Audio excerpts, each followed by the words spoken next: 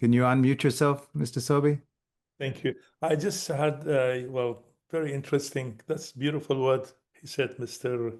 Anderson, about the the money, the bank money has to be a tool for happiness. This is a great, great what he said. This is very nice. Really, really, the bank money should be tool for happiness. That's all I wanted to say, which is very interesting, where Hmm. this is beautiful. Well, my first book was Philosophy of the United States, Life, Liberty, and the Pursuit of Happiness. So all throughout my writings, the pursuit of happiness has been a central theme. This is great. Thank you. Thanks very Is there much. anybody else out there has some comments? Come on, these are interesting, perhaps even controversial ideas. I do. Who's that? This is Gary Reber. I'm on the board of the Center for Economic and Social Justice. And you're going to have Dawn Brohan, I think, on. Tomorrow, yes. It's tomorrow. Okay. Anyway, I think the central issue here is concentrated capital ownership, asset wealth. And it's just skyrocketing and dividing the country, as we have basically 0.1% of the population owning America. They own all the productive assets. And what we need to do is change some of our institutions.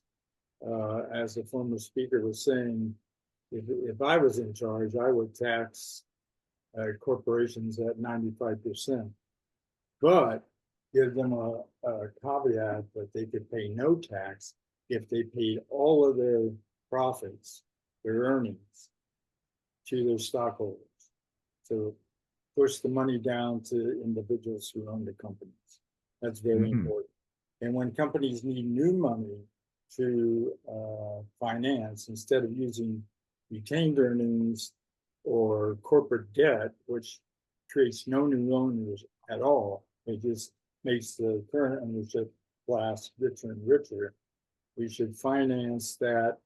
All new money should be financed through commercial banking system, and we need to open it up so that we can have insured interest-free capital credit loans to every citizen in America. So we need to start to finance the future of our country, which is going to be very much capital intensive because machines, the non-human factor, is really producing all of our goods and services at this point, bulkily. And that all those assets are owned by a few people. So we need to have policies in place that will expand ownership so that every citizen has an equal opportunity to become a capital owner and grow that wealth from birth to death throughout their lifetime. So we just get richer and richer and richer. So it's an interesting point, in America, of course, we see that there's a concentration of wealth in the hands of just a few people or a minority of the country. Other countries is not as bad as that, right? So depending on where you look. But I have a question. All countries have concentrated ownership. Yeah, but I think like Europe, it's maybe not as bad as what it is in some other places. And I think in Australia, especially, that's not an issue. And Mr. Sobi, I wanted to go back to you again. So I'm not sure what the structure of your company is, but are you do you have a public company, or is it a privately owned company, or how do you kind of manage that side of your business? Yeah, it's actually it's a private, private Yeah. company. We said like say like that, like it's a family. It's all Yeah. my family in that. And then, as you said, because we are, I mean, I'm from 8th generation in business, like eighth Right. generation. We are in the same business also as a jeweler, Mendayan. They are all jeweler, but especially my family, they are from 8th generation until now, they are in jewelry business only. And Right. then that for all the, my sons and grandsons and everybody who finish school and they goes to like a good position, in the government, but they don't. They go back again to the jewelry business. And So from your perspective then, as an owner of the company, right, we had two ideas presented here. One was to not tax the business, but tax the person, and the other was tax the business 95%, But also tax the yeah, individual yeah, owner, but asset also down tax the individual. to. What do you think is the better system in terms of promoting, I guess, entrepreneurship and growth, and also being equitable? mm. Yeah, Dr. Roger. See, if we see it from I mean, there is a lot of the business and the tax, the tax business is not easy thing. Mm, We may think like, we want it this way, but it doesn't work this way. We want it that way, but it doesn't work like. See, we have to see it from all, like from everything, how we live, what's the situation of the country. I mean, it's a big thing you can't go through. But of course, as I am, a businessman, I wanted things to be my side, of course. But two, as I said, I mentioned before, like I would like really the government to look after the small businessman, a small business mm, starts, and then the middle. See, when we reach to my point, does make no difference. I can, I'm fine.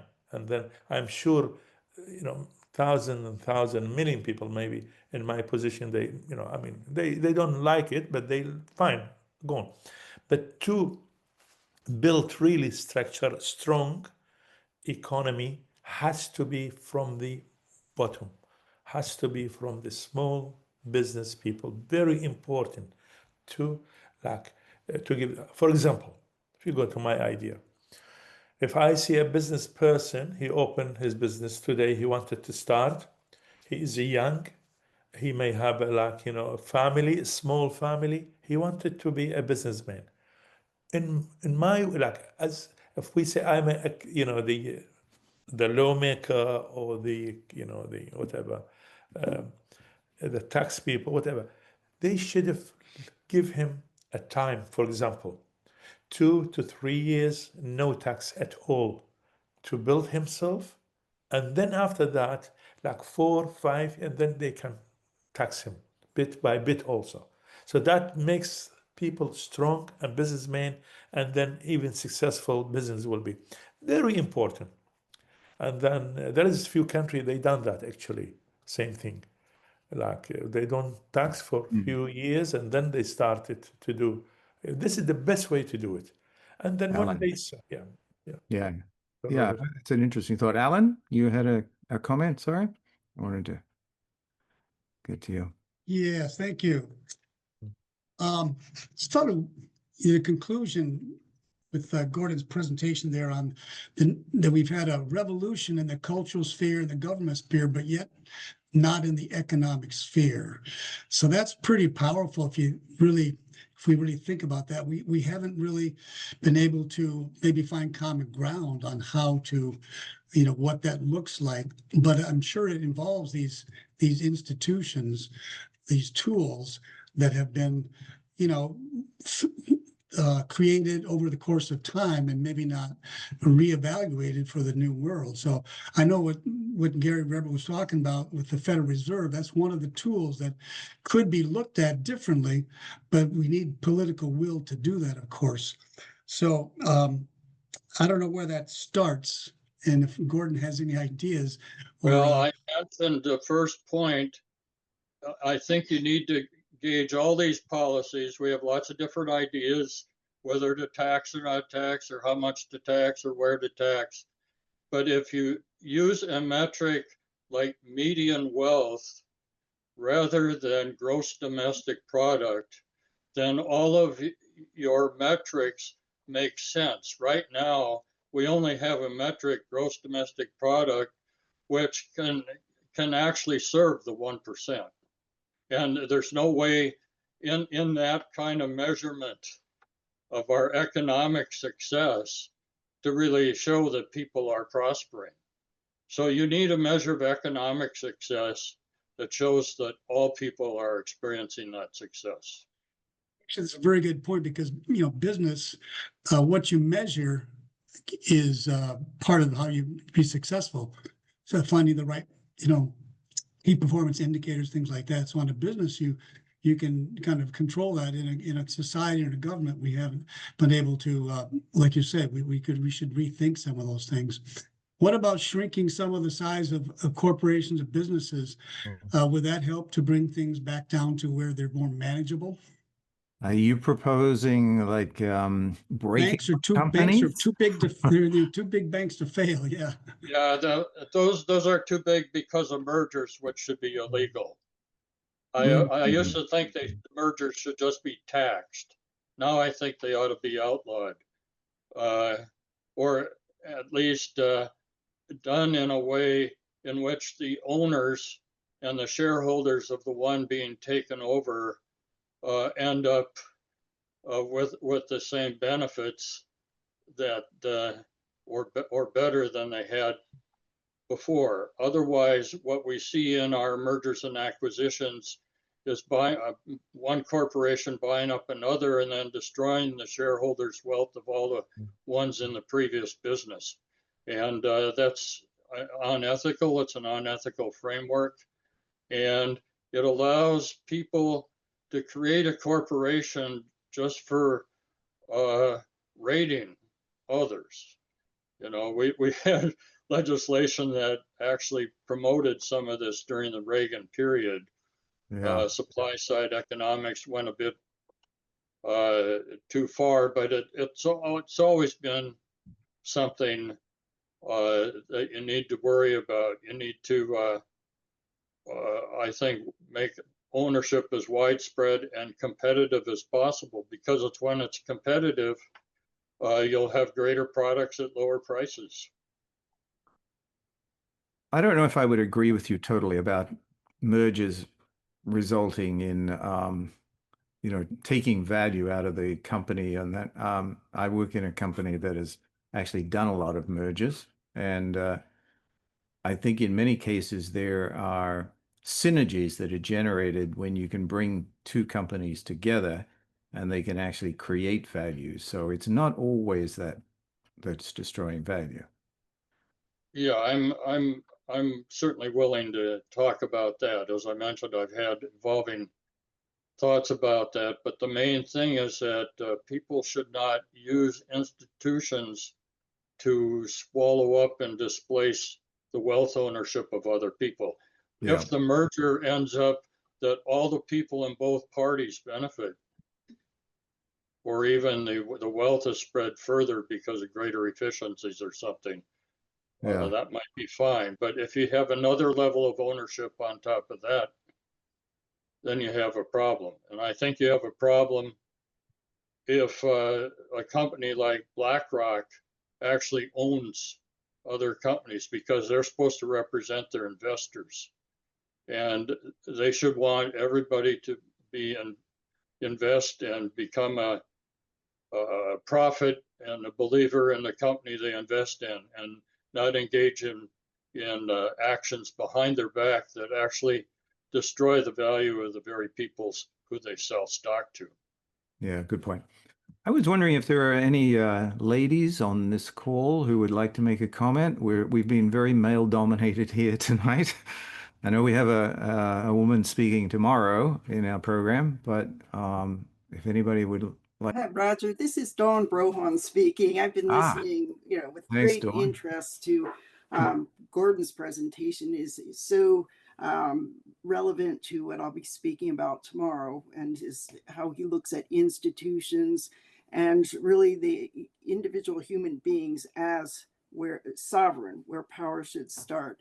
I think that where we need more discussion on is one key institution, and that is money and the money system, how it's created, how it's used, and how it can benefit every person.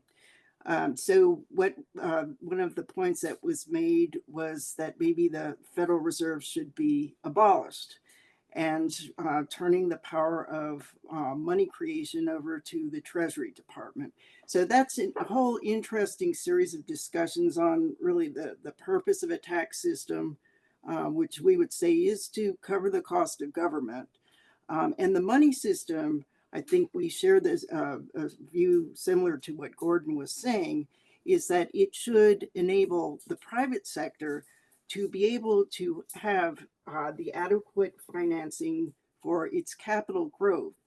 But the new element of what I'll be discussing tomorrow is how in that money creation process, you can not only meet the needs of private sector businesses to grow, but you can irrigate the new money that's created in such a way that every citizen, every person from the day they're born until the day they die can become part of that money creation system that's geared towards the financing of productive capital instruments as a means of creating individual ownership and income that is independent of the government, of charity, of an employer. So I think what Gordon is saying, I really love what he's talking about. And I think he mentioned in his book, Integral Society, some of the ideas of CESJ and Louis Kelso, who I'll be talking about tomorrow. Great, thank you. So I think it's about time for us to wrap up. I wanted to see if anybody has any final comments. Alan, do you want to summarize what we've heard tonight, or? Well, Yeah, put you on the spot. sure, yeah. No, if we go back to the first three speakers in business, and what Jim Rogers mentioned of, we need an environment that allows for creativity. And these two wonderful gentlemen, the stories we heard today, how they blessed the world through their own mindset and their passion. Bruce Wong mentioned hard work and get his hands dirty, right? So if we see an economy that only gets so big and kind of corporate style, we leave a little bit we lose some of that the ingenuity and the innovation, of course, but also the growth of people and the locales, right? So in small towns and other places, these businesses used to be right in the center of the community, and they blessed the people with work. So I think we identified very important elements of a good economy where entrepreneurship and local ownership and control is very valued. So we need to, maybe some of the structure we're talking about here is needed to rethink what our goals are, what kind of economy we want to have. Sure. And so I think all ties together with the idea of looking at the institutions and what effect they have and how can we make them better. Thank you. Gordon, a few final words?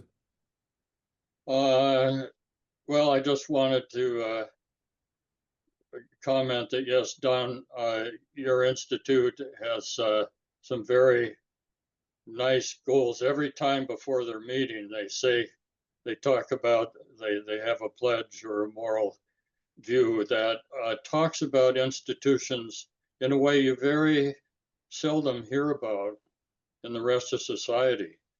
And I think the discussion of how they are treated, they're both necessary, but they've been co-opted by the left.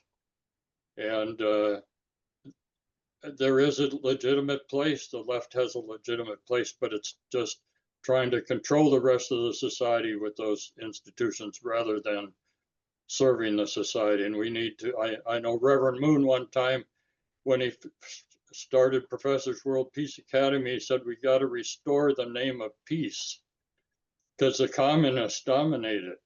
Well, I think we need to restore the left, and it has a role, and we shouldn't just be bashing it, but understand its function and make it positive. Thank you. Restore. And Mr. Sobey, do you have any final remarks you'd like to leave us with? Well, final thing, I hope First of all, I want to thank you very much, Dr. Robert. You presenting the right, word and right way, and you are the right person actually for, like you remind me with Dr. Kettle, God bless him. Honestly, Yes. yeah, the way, yeah, the way you present, really, really perfect, perfect. I love it. Thank So you, yes, but I'm not a doctor, so just Mr. is fine. well, it's fine. Doctor, now it's very easy to get a doctor. Sorry about that. One So day. these days, especially. Roger, can I Thank you. jump God in bless one you. more? Franklin Yeah. Bell made a question at the very beginning, which we didn't get to address, which is, he says maybe we could carry it over to another session. Do you want to take a shot at that? Oh yeah, I missed this one. Sorry. Um, so we'll just go a few minutes more. So what does the panel think about the economics of disaster mitigation as described or as desirable? Sorry. So So disaster mitigation issues. So I think this is an important part of the economy, and especially as um, you know, we face issues with climate change or people living in places where they're more susceptible to natural disasters, like on coastlines or in California where there's earthquakes, etc. So there are early warning systems that, Frank Bell has been working on and helping to develop that can be implemented on a global scale, right? So this is, I think, a prime example of where we need to have institutions and private enterprises working together in order to implement these kind of disaster mitigation schemes, things like the alerts that you get on your phone and so on. So how does that kind of play into your scheme, say, Gordon? Well, it falls under the category of social safety net, I would say. And we need institutions that handle or deal with social safety nets. And probably if federal or state agencies like FEMA are perfectly good, but they just need to be funded properly and not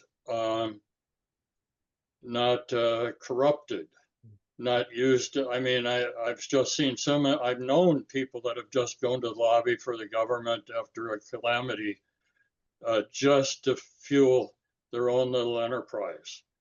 And the money never gets to the people that need it. But the other thing is, we talk about corporations.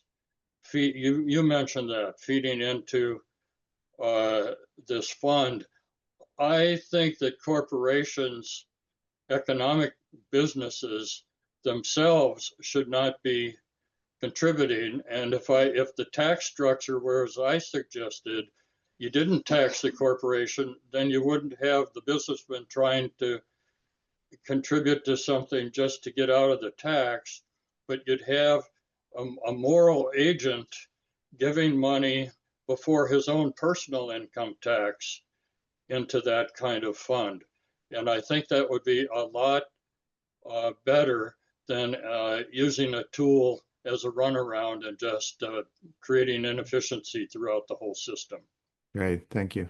I think that we'll get into that topic a little more tomorrow in the discussion where we have Dr. Emick is going to be presenting on public-private partnerships and those areas. I did put the link in for the next session, which may be in the evening for people somewhere in the world, but it's tomorrow at 11 o'clock Eastern time for me in the US. So if I could just wrap up quickly, I think that my takeaway from this is a lot of this really depends on people's moral character and their willingness to be good. So I'm really impressed by, Dr. Wong and Mr. Sobi, the philanthropy that you've, invested your profits and your energy into over the years is really a testimony to your good character, and I think that businessmen generally around the world don't just do things for their own benefit. They need to have an attitude of doing something for the society in order to be successful. And you can't be philanthropic without money. So it's not bad, it's not evil, it's something that we need. But on the other hand, we really need to find how we can not only make people better and increase their level of conscience and their ability to be good in the world, but we also need to have an economic system that deals with the people who are not so well motivated, who may be really living for selfish purposes. And we need a system that can get us from where we are now to this more ideal kind of world. So if I could finish with those words, and thank you everybody for joining us tonight or this morning, wherever you are, and look forward to seeing you again tomorrow. Thank you so much Thank for you our for presenters everybody. and their Thank hard you. work. Thank God you. bless you all. Thank God you. bless Thank you you. all.